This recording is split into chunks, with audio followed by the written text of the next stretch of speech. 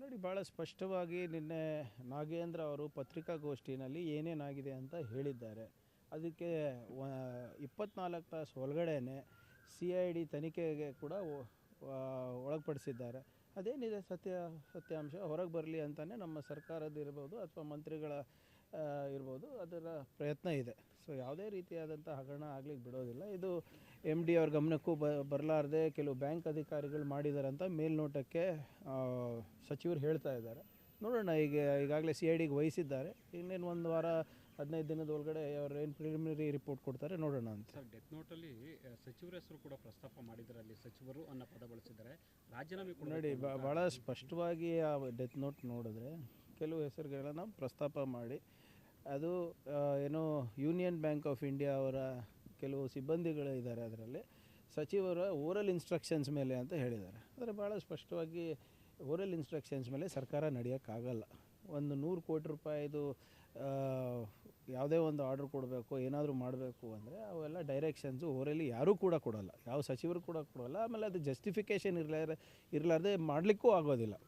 ಅದು ಸಂಪೂರ್ಣವಾಗಿ finance department ಅವರ ಏನು ರೂಲ್ ಇದೆ ಅದರ ಬಾಹಿರವಾಗಿರ್ತದೆ. ಯಾವುದೇ ಅಧಿಕಾರಿ ಇರ್ಬೋದು, ಅದು ಜಿಲ್ಲಾಧಿಕಾರಿಗಳಿಂದ ಇಟ್ಕೊಂಡು ಸ್ಟೇಟ್ ಅಧಿಕಾರಿಗಳ ತನಕ ಇಂಥವು ನಡೀಲಿಕ್ಕೆ ಸಾಧ್ಯ ಇಲ್ಲ ಓರಲ್ ಇನ್ಸ್ಟ್ರಕ್ಷನ್ಸ್ ಮೇಲೆ. ಬಹುಶಃ ಯಾರು ಸಿಬ್ಬಂದಿ ಇದ್ದಾರೆ ಅವರಿಗೆ ಯಾರೋ ಏನು ಹೇಳಿದಾರೋ ಏನೋ ಗೊತ್ತಿಲ್ಲ. ಆದರೆ ಡೆತ್ ನೋಟ್ನಲ್ಲಿ ಸಚಿವರು ಒತ್ತಾಯ ಮಾಡಿದ್ರು, ಅದೇ ಸಚಿವರ ಏನು ಆಶ್ವಾಸನೆ ಮೇರೆಗೆ ಮಾಡಿದ್ದೇವೆ ಅಂತ ಎಲ್ಲೂ ಇಲ್ಲ. ಅದು ಇಬ್ಬರು ಸಿಬ್ಬಂದಿಗಳು ಮತ್ತು ಬ್ಯಾಂಕ್ ಸಿಬ್ಬಂದಿ ಮೇಲೆ ಅವ್ರದ್ದು ಮೇನ್ ಆರೋಪ ಇದೆ. ಅದನ್ನು ಸ್ಪಷ್ಟವಾಗಿ ಸಚಿವರು ಇದಕ್ಕೆ ತನಿಖೆ ನಾವು ಮಾಡಿಸ್ತೀವಿ, ನಾವು ಪ್ರಾಮಾಣಿಕವಾಗಿ ನಾವು ಕೆಲಸ ಮಾಡ್ತಾ ಇದ್ದೀವಿ. ಇದು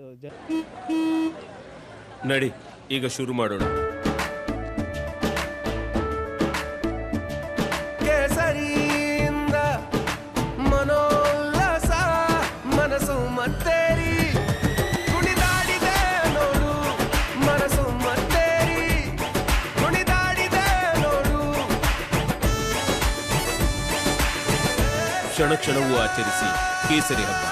ವಿಮಲ್ ಬಾಯಲ್ಲಿ ಹೇಳಿ ಕೇಸರಿ. ಜನರ ದುಡ್ಡಿದೆ. ಈಗಾಗಲೇ 28 ಕೋಟಿ ರೂಪಾಯಿ ವಾಪಸ್ ಬಂದಿದೆ. ಇನ್ನು ಕೂಡ ಇವತ್ತು ಸಾಯಂಕಾಲ ಒಳಗಡೆ ತರಿಸ್ತೀವಿ, ಇಲ್ಲಿದ್ರೆ ನಾವು ಕ್ರಮ ತಗೋತೀವಿ ಅಂತ ಹೇಳಿದ್ದಾರೆ. ಈಶ್ವರಪ್ಪರು ಗುತ್ತಿಗೆದಾರ ಒಬ್ಬ ಆತ್ಮಹತ್ಯೆ ಮಾಡ್ಕೊಂಡು ನಾನು ರಾಜೀನಾಮೆ ನೀಡಿದ್ದೆ, ಆದರೆ ಕಾಂಗ್ರೆಸ್ ನಾಯಕರು ಅವತ್ತು ಕೂಡ ನನ್ನ ರಾಜೀನಾಮೆಗೆ ಪಟ್ಟಿಡಿದು ಹೋರಾಟವನ್ನು ನೋಡಿ, ವ್ಯತ್ಯಾಸ ಭಾಳ ಇದೆ.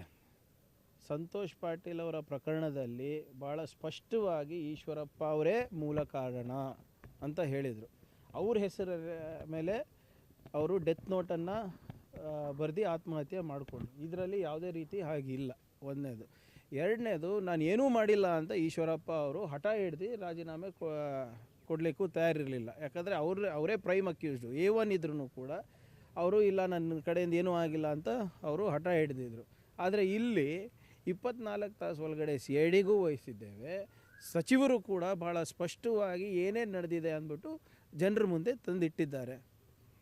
ಬರಲಿ, ಪ್ರಿಲಿಮಿನರಿ ರಿಪೋರ್ಟ್ ಬರಲಿ. ಯಾಕೆ ಆತಂಕ ಪಡ್ತಾ ಇದ್ದಾರೆ BJP ಅವರು? ಅವರು 40% ಕಮಿಷನ್ ಸರ್ಕಾರ ಇರೋದ್ರಿಂದ ತಾನೇ ಇವತ್ತು ಜನರು ಅವರಿಗೆ ವಿರೋಧ ಪಕ್ಷದಲ್ಲಿ ಕೂಡಿಸಿರೋದು. ನಮ್ಮದು ಏನಾದರೂ ಇಂಥವೆಲ್ಲ ಹಗರಣಗಳಾಗ್ತಾ ಇದ್ದರೆ ಜನರು ಸುಮ್ಮನೆ ಇರ್ತಾರಾ? ಇವತ್ತಿಲ್ಲ ನಾಳೆ ಎಲ್ಲ ಆಚೆ ಬಂದೇ ಬರ್ತದೆ. ಇವತ್ತಿಲ್ಲ ನಾಳೆ ಜನರು ಶಿಕ್ಷೆ ಕೊಟ್ಟೇ ಕೊಡ್ತಾರೆ. ಆದರೆ BJP ಅವ್ರು ಹೇಳಿದಕ್ಕೆಲ್ಲ ನಾವು ಯಾಕೆ ಇದು ಮಾಡಬೇಕು? ಅವರೆಲ್ಲರೂ ನಾವು ವಿರೋಧ ಪಕ್ಷದಲ್ಲಿದ್ದಾಗ ನಾವು ಹೇಳಿದ್ದೆಲ್ಲ ಕೇಳಿದ್ರೆ ಅವರು, ನಾವು ಸಾಕ್ಷಿಗಳು ಇಟ್ಟರೂ ಕೂಡ ಇವರು ಆಗಿಲ್ಲ ಅಂತ ಹೇಳಿದ್ರು. ಇದೇ ಈಶ್ವರಪ್ಪ ಅವ್ರು ಇರ್ಬೋದು, ಇದೇ ನಿಮ್ಮ BJP ನಾಯಕರು ಇರ್ಬೋದು, ಇದೇ ವಾಲ್ಮೀಕಿ ಅಭಿವೃದ್ಧಿ ನಿಗಮ ಇರ್ಬೋದು, ಅಂಬೇಡ್ಕರ್ ಅಭಿವೃದ್ಧಿ ನಿಗಮ ಇರ್ಬೋದು, 300-400 ಕೋಟಿ ರೂಪಾಯಿ ಬೋರ್ವೆಲ್ ಹಗರಣ ಆಗಿತ್ತಲ್ಲ, ಅವಾಗೇನು ಹೇಳಿದ್ರು? ಸದನದಲ್ಲಿ 4-5 ಸರಿ ಸಚಿವರು ಹಗರಣನೇ ಆಗಿಲ್ಲ ಅಂದ್ಬಿಟ್ಟು, ಇವತ್ತು ಗಂಗಾ ಕಲ್ಯಾಣದಲ್ಲಿ ಹಗರಣನೇ ಆಗಿಲ್ಲ ಅಂದ್ಬಿಟ್ಟು ಇವತ್ತು 3-4 ಜನಕ್ಕೆ ವಿಧಾನಸೌಧ ಸ್ಟೇಷನ್ನಲ್ಲಿ ಅರೆಸ್ಟ್ ಮಾಡಿದ್ದಾರೆ. ಅವಾಗೆಲ್ಲ ಹೋಗಿತ್ತು ಇವ್ರ ಪ್ರಾಮಾಣಿಕತೆ? ಇಲ್ಲಿ ಇನ್ನೂ ಏನೂ ಸರಿಯಾಗಿ ಗೊತ್ತಾಗಿಲ್ಲ. ನೋಡೋಣ, ಯಾರು ಉಪ್ಪು ತಿಂದರೆ ನೀರು ಕುಡಿಲೇಬೇಕಲ್ಲ. ಸರ್, BJP ಅವರು ಪ್ರೊಟೆಸ್ಟ್ ಮಾಡ್ತಿದ್ದಾರೆ. ರಾಜ್ಯದಲ್ಲಿ ಕಾನೂನು ಸುವ್ಯವಸ್ಥೆ ಹದಗೆಟ್ಟಿದೆ, ಮತ್ತು ಇಲ್ಲಿ ಭ್ರಷ್ಟಾಚಾರ ಇದೆ ಎಲ್ಲ ಇಲಾಖೆಗಳಲ್ಲಿ, ಮತ್ತು ಬೆಂಗಳೂರು ಮಾಡೋಕ್ಕೆ ಹೊರಟಿದ್ದಾರೆ ಅಂತ ಹೇಳ್ತಾರೆ. ಬಟ್ ಏನು, ಯಾರಿಂದ ಉಲ್ಲಂಘನೆ ಆಗ್ತಾ ಇದೆ ರೀ ಕಾನೂನು ಸುವ್ಯವಸ್ಥೆ? BJP ಶಾಸಕರೇ ಇವತ್ತು ಹೋಗಿ ಪೊಲೀಸ್ ಸ್ಟೇಷನ್ನಲ್ಲಿ ದಾಂಧಲೆ ಮಾಡಿದ್ರೆ ಕಾನೂನು ಸುವ್ಯವಸ್ಥೆ ಉಳಿಯೋಕ್ಕೆ ಸಾಧ್ಯನಾ? ಕಲಬುರಗಿಯಿಂದ ಹಿಡ್ಕೊಂಡು ಇಲ್ಲಿ ನಿಮ್ಮ ಕರಾವಳಿ ತನಕ ಅವ್ರ ಬೆಂಬಲಿಗರು, ಅವ್ರ ಶಾಸಕರೇ ಇವತ್ತು ಹೋಗಿ ಪೊಲೀಸ್ ಸ್ಟೇಷನ್ನಲ್ಲಿ ದಾಂಧಲೆ ಮಾಡ್ತಾ ಇದ್ದಾರೆ. ಮತ್ತು ಇವರೇ ಕಾನೂನು ಸುವ್ಯವಸ್ಥೆನ ಬಗ್ಗೆ ಮಾತಾಡ್ತಾರೆ. ಕಾನೂನು ಸುವ್ಯವಸ್ಥೆ ಯಾವಾಗ ಹದಗೆಟ್ಟಿದೆ ಅಂತ ಹೇಳಿದ್ರೆ ಅವ್ರ ಕಾಲದಲ್ಲಿ ಯಾವಾಗ ABVP ಅವರು ಹೋಗಿ ಹೋಮ್ ಮಿನಿಸ್ಟರ್ ಅವರ ಅವಾಗಿನ ಹೋಮ್ ಮಿನಿಸ್ಟರ್ ಕಚೇರಿನಲ್ಲಿ ಹೋಗಿ ದಾಂಧಲೆ ಮಾಡಿದ್ರಲ್ಲ, ಅದಕ್ಕೆ law and order situation is out of control ಅಂತಾರೆ. ಯಾವಾಗ ಕ್ಯಾಬಿನೆಟ್ ಸಚಿವರಿಗೆ ಗಾಡಿಯಿಂದ ಇಳಿಲಿಕ್ಕೆ ಬಿಟ್ಟಿಲ್ಲ ಅಲ್ಲ, ಆವಾಗ ಸಿಚುವೇಶನ್ ಔಟ್ ಆಫ್ ಕಂಟ್ರೋಲ್ ಅಂತ ಹೇಳಿದ್ರು. ಆವಾಗಿನ ಅನಿಲ್ ಕುಮಾರ್ ಕಟೀಲ್ ಅವರು BJP ಅಧ್ಯಕ್ಷರು MP ಅವರಿಗೆ ಗಾಡಿ ಹತ್ಲಿಕ್ಕೆ ಬಿಟ್ಟಿಲ್ಲ, ಮರ್ತೋಗ್ಬಿಟ್ಟಿದಾರ ಇವೆಲ್ಲ BJP ಅವರು. ಇಲ್ಲಿ ಹಿಂದೂ ಕಾರ್ಯಕರ್ತರಿಗೆ ರಕ್ಷಣೆ ಇಲ್ಲ ಅಂದ್ಬಿಟ್ಟು ಅವ್ರ ಪಕ್ಷದವರೇ ಅರ್ಗ ಜ್ಞಾನೇಂದ್ರ ಕಚೇರಿಯವರಿಗೆ ಕಲ್ತೂರಾಟ ಮಾಡಿದ್ದು ಮರ್ತೋಗಿದಾರ. ಅದಕ್ಕೆ ಲಾ ಆ್ಯಂಡ್ ಆರ್ಡರ್ ಸಿಚುವೇಶನ್ ಅಂತ ಇರೋದು. ಇಲ್ಲೆಲ್ಲ ಇವಾಗ ನೋಡ್ತಾ ಇದ್ದಾರೆ ಜನರು. ಹರೀಶ್ ಪೂಂಜಾ ಅವ್ರು ಏನು ಮಾಡ್ತಾ ಇದ್ದಾರೆ, ಬೇರೆ ಬೇರೆಯವರು ಯಾರು ಈ ರಾಮಸೇನೆ ಇರ್ಬೋದು, ಬೇರೆ ಬೇರೆ ಸೇನೆಗಳು ಯಾವ್ದು ಇವ್ರು ಎತ್ತು ಕಟ್ಟಿದ್ರಲ್ಲ ಅವ್ರ ಸರ್ಕಾರದಲ್ಲಿ, ಅವರಿಂದನೇ ಇವತ್ತು ಸುವ್ಯವಸ್ಥೆ ಹಾಳಾಗ್ತಾ ಇರೋದು ಹೊರತು ಬೇರೆದು ಯಾವುದೇ ರೀತಿಯಾದಂಥ ತೊಂದರೆ ಇಲ್ಲ. ಬ್ರ್ಯಾಂಡ್ ಬ್ಯಾಂಗ್ಳೂರು ಇರಲಿ, ಕರ್ನಾಟಕ ಇರಲಿ, ಬ್ರ್ಯಾಂಡ್ ಕರ್ನಾಟಕ ಇರಲಿ, ಸುರಕ್ಷಿತವಾಗಿದೆ. ನಮ್ಮ ಸರ್ಕಾರದ ಉದ್ದೇಶ ಬಂಡವಾಳ ತರಬೇಕು, ಉದ್ಯೋಗ ಸೃಷ್ಟಿ ಮಾಡಬೇಕು, ನಮ್ಮ ಜನರಿಗೆ ಒಂದು ನೆಮ್ಮದಿಯ ಬದುಕನ್ನು ಕಟ್ಕೊಡ್ಲಿಕ್ಕೆ ಅವಕಾಶ ಮಾಡಿಕೊಡ್ಬೇಕು ಅಷ್ಟೇ. ಸರ್, ಪರಮೇಶ್ವರ್ ಅವರು ಒಂದು ಮಾತನ್ನು ಹೇಳ್ತಿದ್ರು, ಅಂದರೆ ಪರಿಷತ್ತು ಸದಸ್ಯ ಸ್ಥಾನಕ್ಕೆ ಸಂಬಂಧಪಟ್ಟಂಗೆ ಹಿರಿಯರ ಮಾತನ್ನು ಕೇಳ್ತಾ ಇಲ್ಲ, ಇಬ್ಬರೇ ನಿರ್ಧಾರ ತಗೊಳ್ತಾರೆ. ಇಲ್ಲ ನೋಡಿ, ಕೇಳಿದೆ ನಾನು ಪರಮೇಶ್ವರ್ ಸಾಹೇಬ್ರಿಗೆ ಮಾತನಾಡಿದ್ದೆ, ಅದು ಬೇರೆ ಕೆಲಸ ಇದ್ದಾಗ. ಎಲ್ಲರದ್ದು ಸಮನ್ವಯ ಇದೆ, ಎಲ್ಲನೂ ಸೇರಿ ನಿರ್ಧಾರ ತೊಗೋಬೇಕು ಅಂತ ಅಷ್ಟೇ ಅವ್ರು ಹೇಳಿರೋದು. ಆಮೇಲೆ ಎಲ್ಲರ ಹತ್ರ ಕನ್ಸಲ್ಟೇಷನ್ ಮಾಡ್ತಾರಲ್ಲ, ಇಂಡಿವಿಜುವಲ್ ಆಗಿ ಮಾಡಿರ್ಬೋದು ಅಥವಾ ಸಾಮೂಹಿಕವಾಗಿ ಮಾಡಿರ್ಬೋದು. ಈಗ ನಮ್ಮ ಭಾಗದಲ್ಲಿ ನಾವೇ ಎಲ್ಲ ನಾಯಕರು ಕೂತ್ಕೊಂಡು ನಾವೇ ಒಂದು 4-5 ಹೆಸರು ಕೊಟ್ಟಿದ್ದೇವೆ. ದೇಶದ ಅತಿ ದೊಡ್ಡ ನೆಟ್ವರ್ಕ್ ನಿಂದ ಮೆಗಾ ಕವರೇಜ್. ದೇಶದ ಮತದಾರನ ಆದೇಶ NDAಗ ಇಂಡಿ ಒಕ್ಕೂಟಕ್ಕ.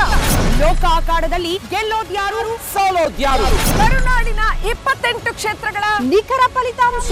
ಫಸ್ಟ್ ರಿಸಲ್ಟ್, ಫಾಸ್ಟ್ ರಿಸಲ್ಟ್, ಪಕ್ಕಾ result. Number 1 election team, number 1 network, number 1 coverage.